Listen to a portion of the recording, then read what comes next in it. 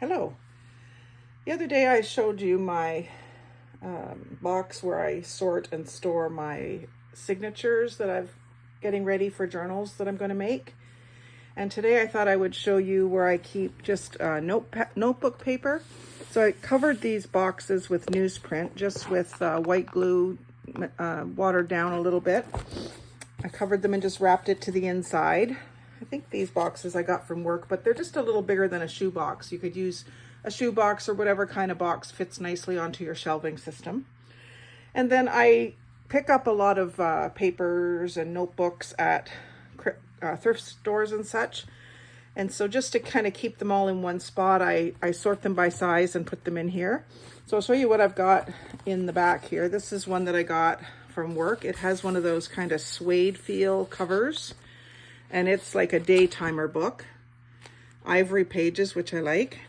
So I can use these pages as is, or I can get rid of the advertising parts. I'd probably keep the date parts if I was to use them in a book. But it might end up in like a tall, skinny book, or it might end up in being folded in half the other way and used in a short, squatty book. And then I've got this 2-column mini ledger book, which actually I had forgotten if this was in there. So it's kind of good that I'm going through this. So those are great little pages. That was my mom's too. I'll put that towards the front so I don't forget about it again. And then this is another spiral notebook, again from work. Cabico is a cabinet company that I sell.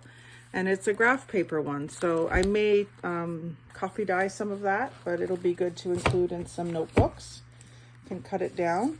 And then I've just got this little fold over. Actually, this maybe should go in my signature book, but I think the reason it's here is because these are smaller. So I've just got it labeled vellum sheets, and just this, they're in this folder just to protect them. So again, that came out of a catalog. They often have good cardstock dividers in them that I save. Sorry, knocked you.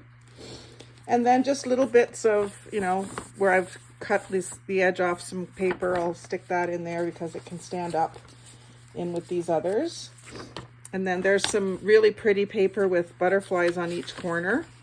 And this is a really fine, almost silky smooth paper. It's just beautiful. So that'll make a nice addition to some notebooks.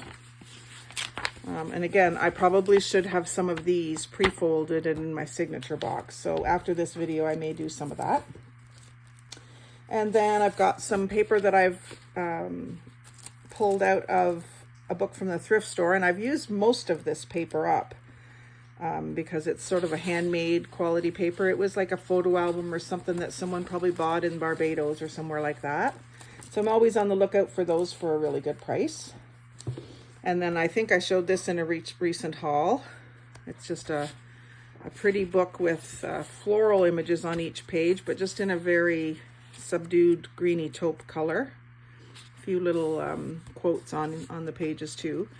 So again, those would be great to include in smaller notebooks, or even in a larger one. I can take 2 pages and put them together with paper or washi tape to make them into a signature. And then this little notepad with a horse and a man is just a nice beige paper. I think I've used some of that before. And then this really long, skinny, I thought it was a Post-it note, but it isn't. It's just a notepad. So I'll use that in a journal or in a notebook. And then I love these sketch pads from Dollarama, I think they're from, that have the little dots, good for drawing or anything, but just dots instead of lines. So I love that paper, and I have used that in my winter book, I believe. There's a video about that. And then I showed this paper in a recent haul. There's some white paper at the back there, but then this brown paper with the mandala. And then I picked these up at Dollarama the other day, Dollar Tree the other day. They were 50 cents because we're getting to be halfway through 2024 now. So these things were marked down. So I grabbed some dots, some line, and some graph. I don't know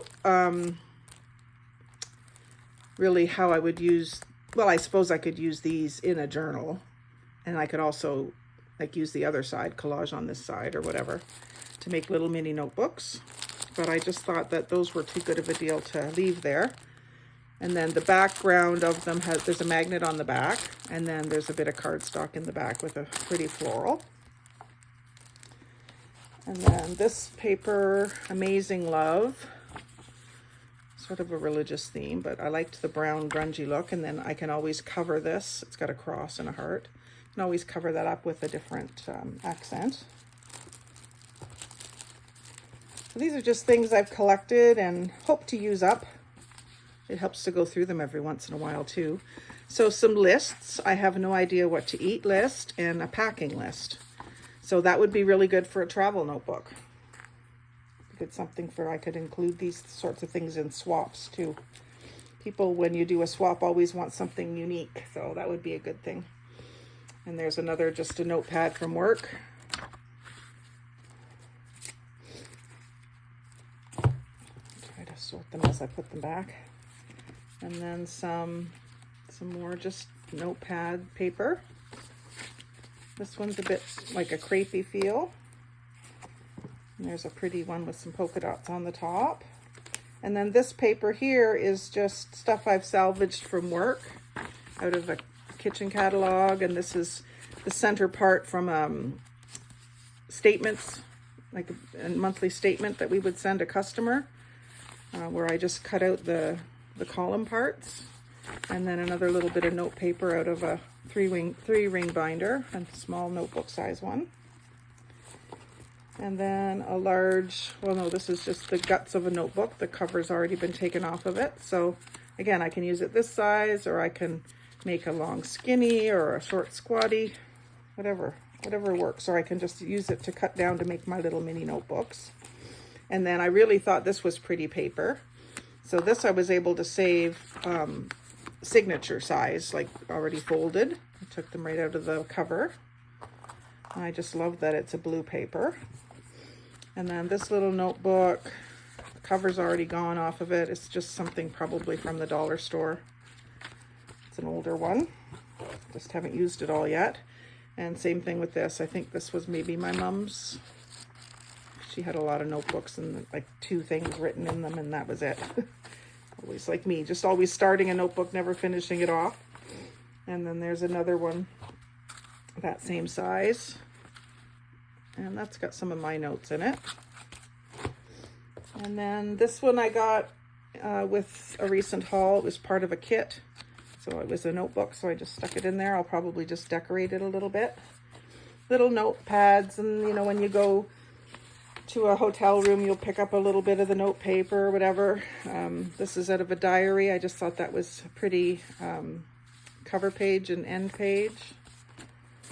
So I just collect them in here, and then they're sort of not getting lost in the shuffle in my craft room.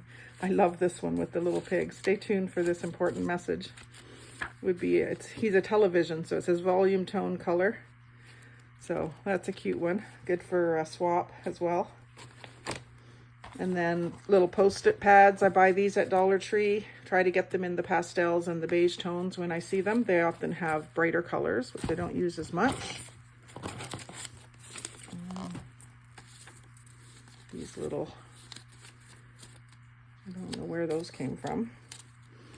And then this little tiny notebook from a trade show. Bloom is a company that sells hinges and drawer slides. And then this little Staples miniature micro binder, 3.9 inches by 3.2 inches. And it has just blank pages and 3-ring notebook.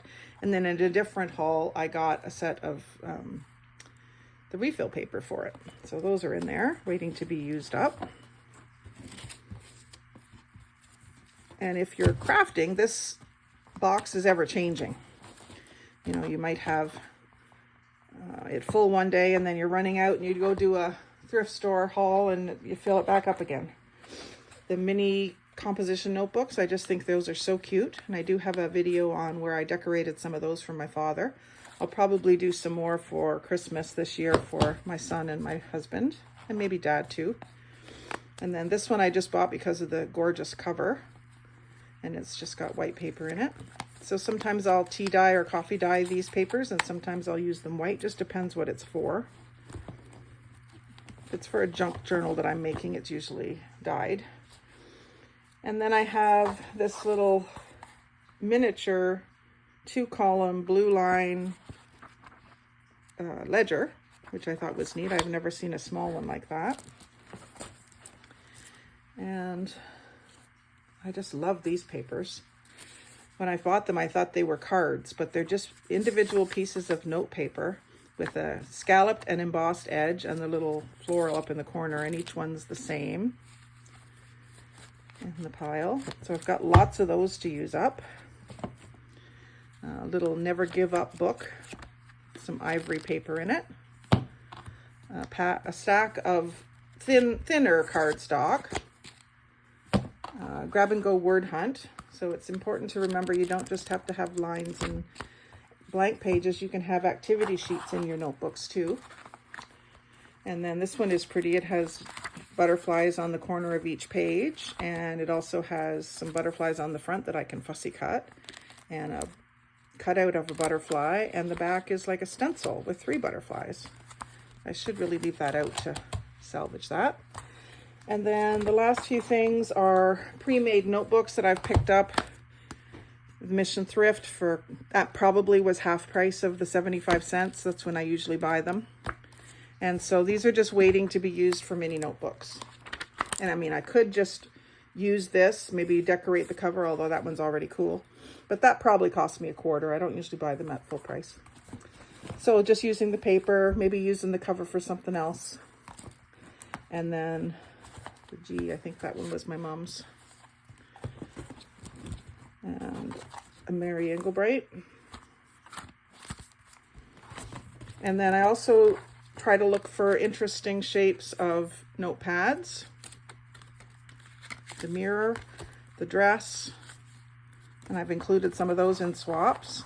And then just little note list pads. When I see them in patterns that I really like, I pick them up.